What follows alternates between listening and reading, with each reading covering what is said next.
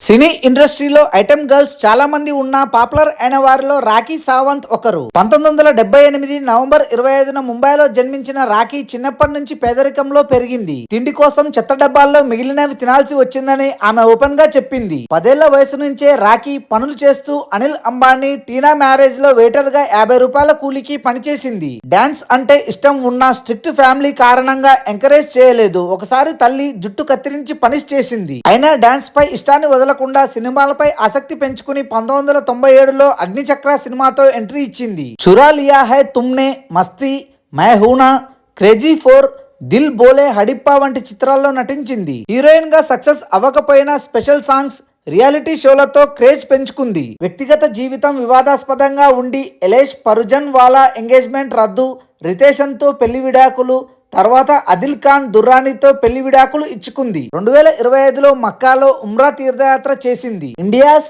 Got latent podcast లో వ్యాఖ్యలపై 2025లో Maharashtra cyber పోలీసులు సమన్లు జారీ చేయగా గతంలోనూ వాల్మీకి మహర్షిపై వ్యాఖ్యలతో విమర్శలు ఎదుర్కొంది. Thanks for watching this video. For more interesting videos please do subscribe.